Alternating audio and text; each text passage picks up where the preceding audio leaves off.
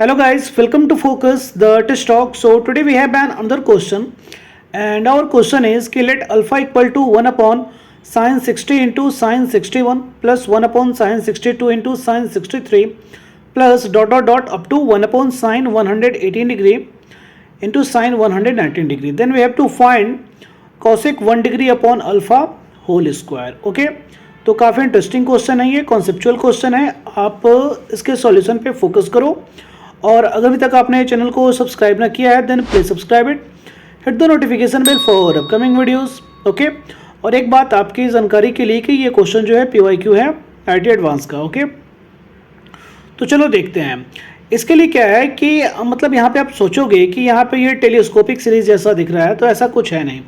ये टेलीस्कोपिक तब रहता कि यहाँ पे जैसे 61 है, तो नेक्स्ट टर्म में यहाँ पे कुछ ऐसा रहता कि 61, 62, फिर रहता 62, 63, तब इसको बोल सकते थे टेलीस्कोपिक, तब ये और इजी वे में बन जाता. ठीक है, लेकिन ये ऐसा कुछ है नहीं. तो यहाँ पे देखते हैं कैसे इसको सोल्व करेंगे. एक आइडेंटिटी आपके दिमाग में ये होना चाहिए, वो आपको बहुत ही इंपॉर्टेंट है कि 1 upon sine a into sine B, इसको हम क्या लिख सकते हैं? इसको हम लिख सकते हैं cot A minus cot B, ठीक है, upon sine B minus A. इसे हम कुछ ऐसा लिख सकते हैं. ठीक है, और ऐसा क्यों लिखेंगे ये आपको थोड़ी देर में समझ में आ जाएगा. कैसे समझ में आ जाएगा? मैं यहाँ पे सिर्फ इस एक टर्म पे फोकस करता हूँ. ठीक है, और सिर्फ इस पे फोकस करके मैं इसे इस तरीके से लिखने का ट्राई करता हूँ. अगर आपको वो समझ में आ गया तो आपको ये बात अच्छे तरीके से समझ में आएगा कि बाकी सारे टर्म को भी वैसे ही लिखा जा सकता है. ठीक, तो यहाँ पे देखो आप, हम यहाँ पहले वाले टर्म पे फोकस करते हैं 1 अपॉन साइन 60 इंटू साइन 61. यहाँ पे कुछ ऐसा है कि 1 upon sine 60 degree into sine 61 degree. अब क्या करो कि न्यूमरेटर और डिनोमिनेटर को साइन 1 से आप डिवाइड कर लो. तो जैसे ही आप डिवाइड करोगे तो ये कुछ ऐसा आने वाला है. यहाँ पे अगले वाले टर्म में साइन 1 डिग्री अपॉन, यहाँ पे मैं साइन 1 डिग्री, ठीक है, इसे मैं ब्रैकेट में रख लेता हूँ, और यहाँ पे लिख लेता हूँ साइन 60 इंटू साइन 61. आप ये सोचोगे कि साइन 1 डिग्री से ही क्यों डिवाइड किया गया, तो थोड़ा आप ऐसा समझ लो कि ये जो एंगल दिया गया है 60 और 61, इन दोनों के बीच का डिफरेंस, पॉजिटिव डिफरेंस 1 डिग्री है, तो उसी को लेके हमने 1 डिग्री से डिवाइड कर दिया. तो देखो, तो नेक्स्ट टर्म में ये कुछ ऐसा आ सकता है कि 1 अपॉन साइन 1 डिग्री, ठीक है, और यहाँ पे साइन 1 डिग्री को हम कुछ ऐसा लिख सकते हैं sine 61 minus 60, sine 61 degree minus 61 degree upon, ये नीचे में कुछ ऐसा आ जाएगा जैसा था साइन 60 इंटू साइन 61 डिग्री, ये कुछ ऐसा. ठीक है, अब न्यूमरेटर जो है ये साइन a माइनस बी के फॉर्म में आ गया, तो साइन a माइनस बी का फॉर्मूला उसके ऊपर आप अप्लाई कर दीजिए अच्छे तरीके से. तो ये आएगा 1 अपॉन साइन 1 डिग्री, यहाँ पे ये कुछ ऐसा आएगा, मैं इसे बिग ब्रैकेट में रख लेता हूँ कि sine 61 degree into cos 60 degree sine a into cos b minus cos a into sine b, कुछ वैसा. तो minus cos 61 degree into sine 60 degree, कुछ ऐसा. ठीक है, और डिनोमिनेटर यहाँ पे आपके सामने आ जाएगा sine 60 degree into sine 61 degree. ठीक है, ये कुछ ऐसा आ गया. अब अगर आप सोचो थोड़ा सा कि मैं यहाँ पे टर्म को जब डिस्ट्रीब्यूट करता हूँ, टर्म को थोड़ी देर के लिए साइड करता हूँ, तो जैसे इस टर्म को अगर मैं साइड करूँगा तो इस टर्म को साइड करने के बाद ये साइन 61 जो है और यहाँ साइन 61 है, ये कैंसिल होगा. तो ये कैंसिल होने के बाद बचेगा क्या? कॉस 60 और नीचे साइन 60, ये दोनों मिलकर क्या बनेगा? कॉट 60. तो उसी को मैं अगले वाले टर्म में यहाँ पे लिख लेता हूँ 1 अपॉन साइन 1 डिग्री, यहाँ नीचे आएगा मेरा, या मतलब बगल में ब्रैकेट में आएगा ये कॉट 61 डिग्री, ठीक है, सॉरी कॉट 60 डिग्री, ये कुछ ऐसा, माइनस फिर अगले वाले टर्म के लिए सोचो कि इस दोनों को जब आप साइड करोगे तो यहाँ से ये साइन 60 जो है, यहाँ पे ये साइन 60 को कैंसिल करेगा, तो ये बचेगा क्या? कॉस 61 अपॉन साइन 61, ये मिलकर क्या बनाएगा? कॉट 61, उसे आप लिख लो नेक्स्ट वाले टर्म में। यहाँ पे आएगा माइनस कॉट 61 डिग्री, कुछ ऐसा आएगा। और बाकी सारे टर्म के साथ अगर हम ऐसा करें तो सब में तो यही आएगा, और सब में यहाँ पे क्या आएगा, साइन 1 डिग्री। क्यों आएगा, क्योंकि अगर आप सारे एंगल पे फोकस करो तो सारे एंगल के बीच का डिफरेंस क्या है, 63, 62, 1 डिग्री, बीच में भी ऐसा ही है। और यहाँ पे 119, 118, 1 डिग्री, कुछ ऐसा ही।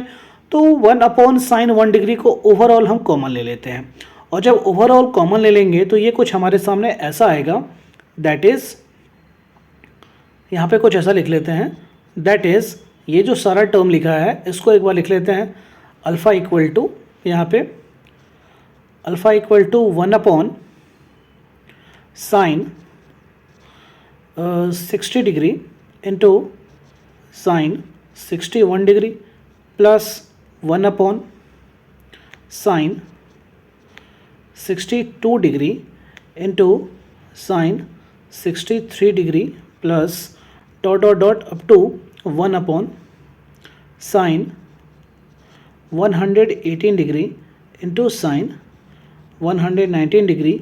ये सब को हम क्या लिख सकते हैं, यहाँ पे इक्वल टू 1/sin 1 डिग्री, ये हमने कॉमन ले लिया, और यहाँ पे ब्रैकेट में कुछ ऐसा आ गया हमारे सामने, cot 60 degree minus cot 61 degree, ठीक है। फिर प्लस यहाँ पे आप देखोगे तो ये आएगा cot 62 degree minus cot 63 degree, ठीक है, प्लस ये dot dot dot up to हमारे पास आएगा ये cot 118 degree minus cot 119 degree, ठीक है, कुछ ऐसा आएगा। अब आपको यहीं पे समझना है, ये सारे एंगल पे आपको फोकस करना है, ठीक है, जो 90 से ऊपर है। ध्यान से देखोगे तो अगले वाले टर्म में ये क्या मिलेगा, this all equal to 1/sin 1 degree, okay. और यहाँ पे ब्रैकेट में जैसे है हम वैसे लिख लेते हैं, cot 60 degree minus cot 61 degree, ठीक है।